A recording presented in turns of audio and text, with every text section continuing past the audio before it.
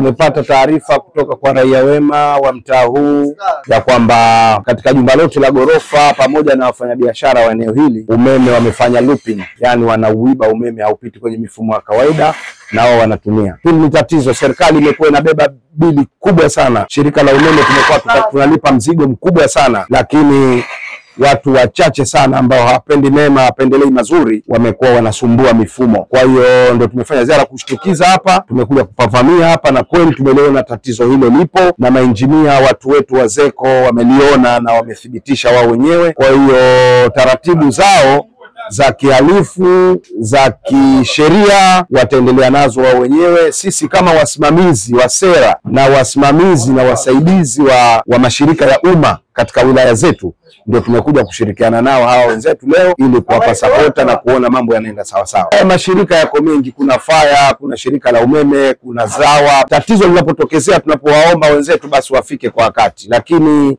nilipongeze sana shirika la umeme kupitia watu wa habari na uhusiano, mara tu baada ya kuliona hili tatizo na wao kuwasiliana kutoka kwenye vyanzo vyetu, wamefika kwa wakati na tatizo wameliona. Kwa hiyo tunawashukuru sana, waendelee kushirikiana na sisi na tukipu in touch. Asante.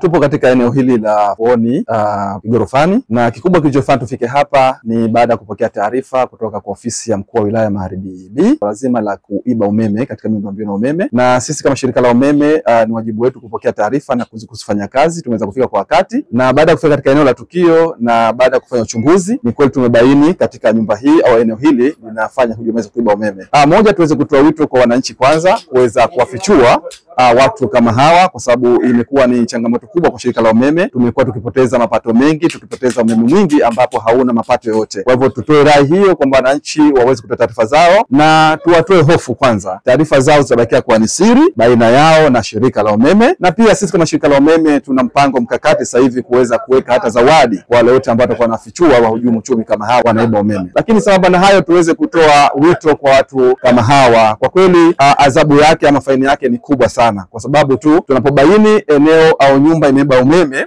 faini yake manake inakuwa ni kubwa sana. Vitu vyote ambavyo unavitumia katika nyumba yako au katika eneo lako la kazi vitapigwa thamani miezi 12, manake ni mwaka mzima. Kwa hivyo moja, manake tuepuke hizi hasara ambazo hazina faida. Ni vyema unapotaka huduma ya umeme fuata taratibu, na pale unapokuwa unapata tatizo basi toa taarifa zako ili wataalamu wetu waje kuangalia tatizo lako na waweze kukusaidia, kuliko ni kufanya ujanja kama huu, kwa sababu mwisho wa siku hasara unaweza kuja kuipata ni kubwa, ambayo inaweza ikaharibu biashara yako, lakini pia inaweza kuharibu maisha yako. ZECO ipo kung'arisha maisha yako.